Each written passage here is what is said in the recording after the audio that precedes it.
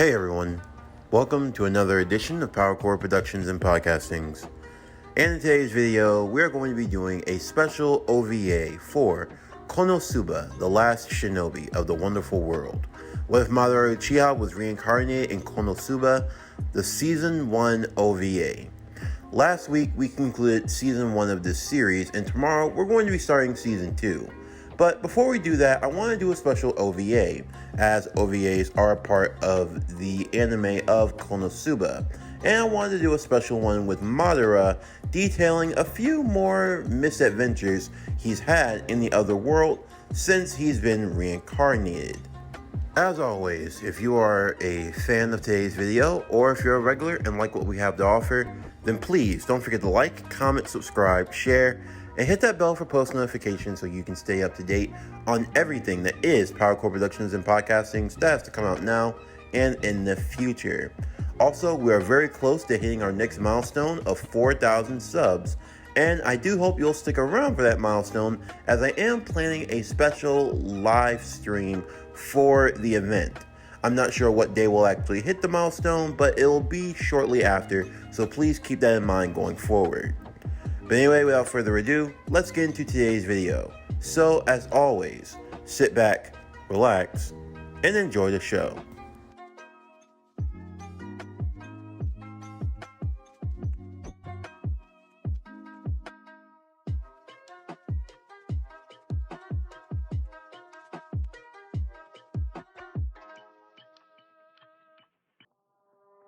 Within the cold dampness of his cell, Madara sat in the dark, with nothing but his intrusive thoughts to keep him company.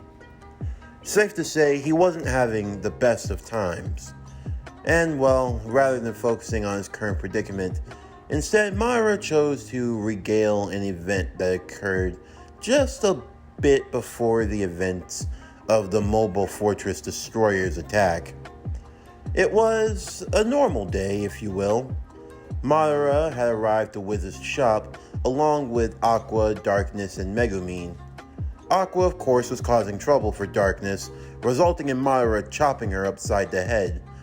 Of course, Madara wasn't just doing this for Wiz's sake, it was also for the fact that Aqua had a tendency to be annoying and kind of a bully. Megumin was admiring all of the artifacts in Wiz's shop, and Darkness was preoccupied with some special perfume that caused monsters to attack. Because of course she was. In either case, Madara wasn't really paying much attention to what was going on between everyone.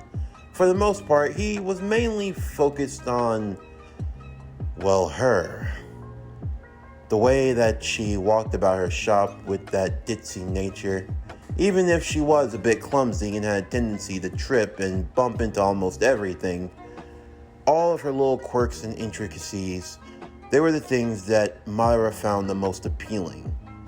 Of course, it didn't take Aqua long to point this out to Madara, as she wanted to tease him more about it. Madara and Wiz sitting in a tree. K-I-S-S-I-N. Ow! Ow! My head! Seriously, you call yourself a goddess, and yet all you do is this trivial, childish nonsense. I mean, do you have any self-respect for yourself? Self-respect? I'm not the one that's in love with an undead lich. You shut your mouth. Stop calling her that. But that's what she is. And so what? What if she is a lich? Who cares? What? Don't you know? They're undead. They're icky and gross, and you don't get to judge people like that. Being judged was something that Madara never really liked. Growing up his whole life being a part of the Uchiha clan, there was always a prejudice against them. It didn't help matters when the Hidden Leaf was founded, and well, he had to spend a lot more time with a not so happy Uchiha hater. Was it because he hated the Uchiha necessarily? Was it because of all the warring that they had done against one another? Sometimes Madara couldn't help but be annoyed with Tobirama. The guy always walked around acting like he was just this superior being or something like that. Looking down the Uchiha, believing they were a clan cursed by evil. The last time I remembered, the Senju killed just as many Uchiha, Madara would often think to himself. But yet, isn't it the funniest thing about war? Whenever your side is doing the killing, it's perfectly fine and alright. No one judges, no one scorns. But when you take life, then that is when you are hated and vilified. Of course, there have been losses on both sides during the time of the Warring States period. Brothers, sisters, mothers, fathers, close comrades, loved ones, alliances, all came crumbling in various points in time. And when it came to that misfortune, when it came to that despair, that was the one thing that life gave equally to everyone. Everyone knew of the pains of loss, of losing someone that you cared for deeply. You could just say that when it came to the Uchiha, it affected them on a level far greater than anyone else. For once one had come to know love, hatred was soon to follow. In the meantime, as Aqua continued bickering with Wiz, Megumin and Darkness continuing their other antics, Madara became particularly caught up in a particular item that was sitting on a shelf. It looked like a necklace of sorts, something that was said to be able to grant wishes, or something like that. Madara had no idea what it was or of what it could do, but at the same time, he figured that if this thing was legit, then maybe it could offer him something that he was looking for. If it could really give him a wish or something that he wanted, maybe he could escape from this world and get back to his own. That would show Aqua. He wasn't going to have to sit around and wait to try to kill some godforsaken devil king. He was going to have a one ticket right back home. And once he got back there, he was going to finish what he started, especially with Naruto. However, when Madara placed on the necklace, it didn't quite go the way he thought it would. You see, it did grant wishes, except not in the way you think. That was a form of choker, the kind of choker that tightens after every day, and well, after 3 days, the person pretty much dies. It was an excellent tool for women who were looking to lose weight and needed the motivations. Of course, though, for Madara, this was not what he was expecting. Of course, everyone was now worried in this situation, and once Madara realized that he couldn't get rid of the thing as easily as he thought he would, well, now it was time for everyone to panic. The idea of slowly being choked to death wasn't really on Madara's to-do list, but in either regard, wasn't anything that could be done now. But hey, if this world had proven anything to him, it was that death was not the end that everyone thought it was. If he died, he'd just find himself back up in that heavenly realm, wouldn't he? Maybe he could just be reborn back in the world he came from. Granted, that would just be what he wanted to do, but with extra steps, but he had already lived through hell once. He could do it again. Of course, Wiz and the others wanted to help him get that thing off, and they were going to do so by any means necessary. Megumin suggested an explosion, and that idea was turned down.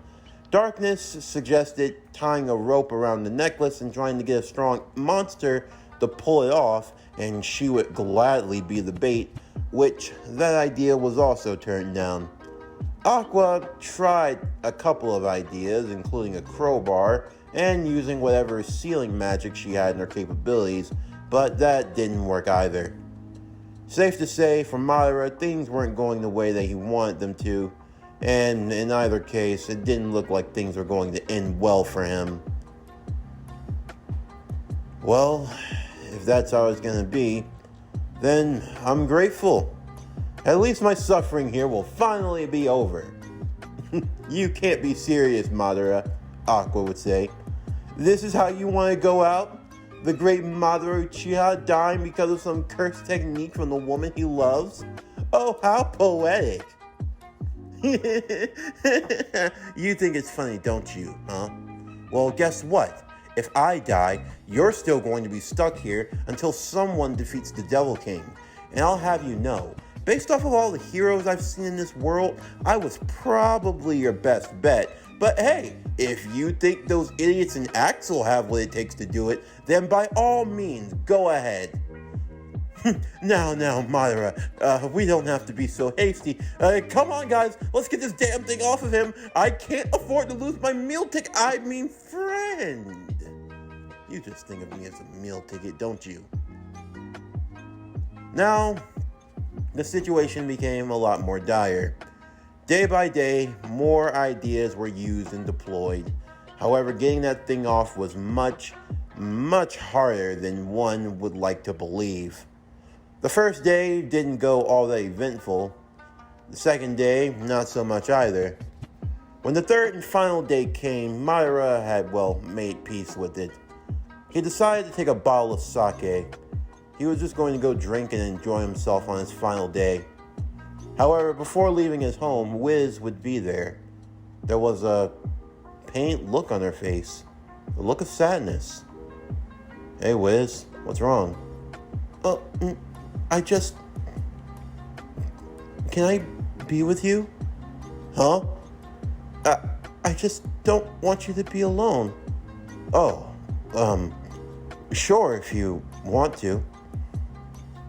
That day, Wiz and Madara would walk through the town, going about daily business as usual. They stopped for lunch, among many other things, skipping rocks on the riverside. There were some children that were playing, and Wiz played with them for a bit. Madara just watched back in the distance and smiled. There was music being played out in the streets, and before Madara knew it, Wiz pulled his arm into the crowd of people.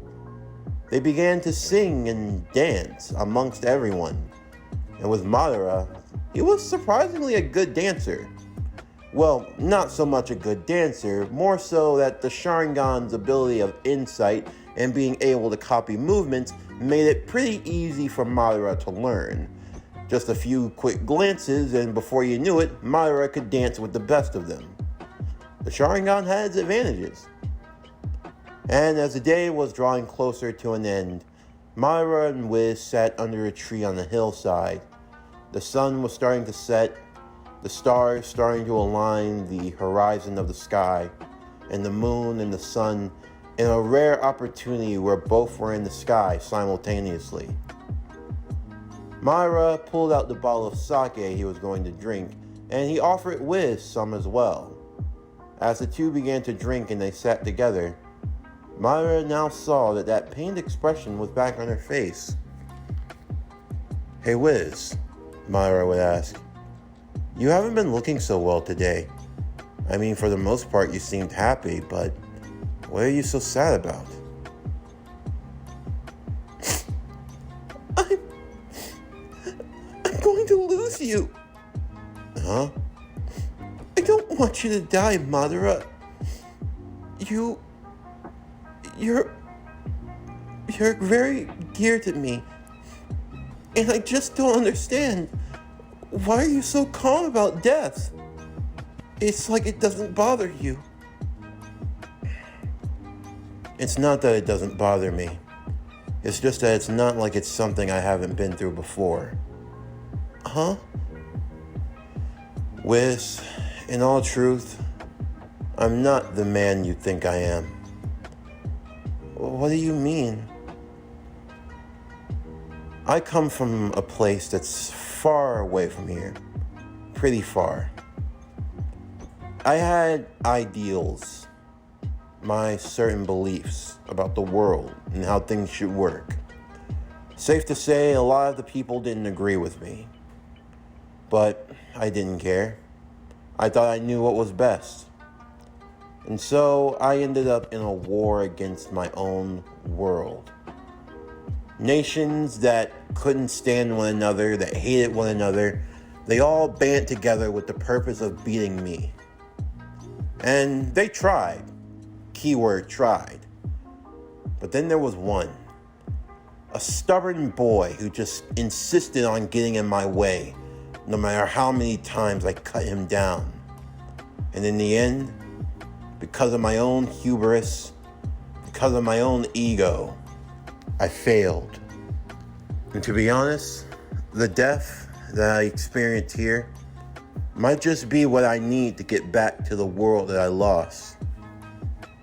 And so, because of that, I didn't think I'd ever be staying here all that long. And besides, the people of Axel, they're good people. I don't think you'll miss a guy like me. Besides, a guy like me isn't worth missing. I don't believe that. Huh? Whatever you did in your past, it's in the past now, isn't it? Why let it consume you so much? Huh? I see you, Madara. Even when you think no one else does, I see you. When there are elderly that need help carrying their things, you're always there to help them. You help the children whenever they're in need. The way that you were able to help that village when you defeated Beldia, the Dullahan. The way that you're able to stand up for the people of this town whenever you're called upon. I know at times it can be a bother and a pain, and yet you do it anyway. At least for me, the Madara that I know is someone who is kind and sweet. You're not as bad as you think you are, and you shouldn't let your past condemn your own heart in that way. Madara, I don't know much about you. I don't know what it is in your old world, or wherever it is that you've come from, that's made you the way that you are. I know that you've been in a lot of pain. I can see it in your eyes sometimes. You're someone who's experienced great loss and great sacrifice. And that's something that I admire about you greatly. But even still, you shouldn't let that consume you. I mean, everything that you've been trying to do, what you want to get back to, is that really what you want? Was it though? Was it really what Madara wanted? The infinite Tsukuyomi? A world where there are no winners and losers? Sure, in his mind it would benefit the world, but in the end, no one wanted it. The world actively fought against it. Madara couldn't figure this out. What was it about people? He couldn't understand them. He couldn't understand any of them. Wiz could see the conflict within Madara's eyes. I just don't get it, Wiz. I never understood. My plan, my idea. What are you talking? I want to put my world under a dream. A dream where they could have everything they wanted, everything they ever desired. No more harm, no more war, no more bloodshed. The peace that they always clamored for. And yet they turned me down. They fought against me. And I don't understand why. Every single one of them. They all banded together to fight against my idea. And yet I bet you, right now, they're still at conflict with one another. Because that's all they know. That's all we've ever known. In the end of the day, a ninja is nothing more but a tool for warfare and bloodshed. That's all I ever was, and that's all I'll ever be. But you're not. That's what I was raised to be, Wiz. Ever since the day I was born, I was raised to do one thing, and that's to kill. Do you know how many people I've killed, Wiz? And you know something? People talk about me. They act like it doesn't bother me, and it does. I didn't take delight in taking those lives. But what are the choice that I have, huh? They were so happy. They were so eager whenever it was my family, the people that I cared about dying. But whenever I take theirs, they call me a monster. They took my brother, my mother, my father. By the time I was old enough to drink, I had no one. And yet even still, I'm vilified. When I tried to tell my clan what was going to happen, they didn't listen to me. And now they're all gone. And the few that survived, even they stood against me. You know, maybe this is my fate. Maybe I just am meant to be alone. I always have been, and I always will. Before Madara could finish that sentence, Wiz pulled him into a hug. She held him close, and for the first time in Madara's life, he allowed himself to do something that he hadn't done since he were but an infant in his mother's arms. He allowed himself to cry, allowing his emotions to flow, allowing for himself to let go of all the pain and the turmoil that had been bottled up within him. All of it began to dissipate. It began to melt away. As Madara was in the arms of Wiz, she calmly brushed his head as she whispered words into his ears that he never thought he would hear before. Madara, I love you. Hearing these words, it filled Madara with a strong emotion that he never thought he'd have before. An emotion that was not built on negativity, on darkness, on hatred, but instead was built on love. In doing so, a pressure began to build in his eyes, that being in the form of his Sharingan, that were at the 2 Tomoe, and now morphed into 3. Madara allowed himself to be loved, allowing himself to feel the comfort of one's own embrace. And for once in his life, he put his own happiness first. The choker would then release itself from Madara, both he and Wiz being extremely happy, happier than he ever thought he would be before. He was grateful. He was grateful to be alive. And Wiz, she was happy that he wasn't going to leave. The memory would slowly fade, Madara now recanting his situation back within the cell that he was in. His cellmate, Kazuma Sato, another unfortunate soul that got reincarnated into this world, was fast asleep in the other corner of the cell. Madara looked up out of the window to see the full moon shining. The same full moon that he had watched during that sunset with Wiz, when he believed that that was going to be his last day here in this world. Seeing it stirred something in Madara. He was not the type to give up so easily. He had never been, and he was never going to be. Soon he and her would watch that moon again, because this was not the end for him. For Madara, he was the last shinobi of this world. And as such, not giving up, that was something that he would take with him. And with that, no matter what came in his way, he would see things through till the end. This concludes Konosuba, the last shinobi of the wonderful world, where Madara Uchiha was reincarnated in Konosuba, the Season 1 OVA. Stay tuned for tomorrow's video as we begin Season 2 of Konosuba, the last shinobi of the wonderful world, where Madara Uchiha was reincarnated in Konosuba, Season 2, Part 1. But anyway, that's going to do it for the end of today's video. I'm Javon Harrington with PowerCore Productions and Podcastings, signing off, and I'll see you next time.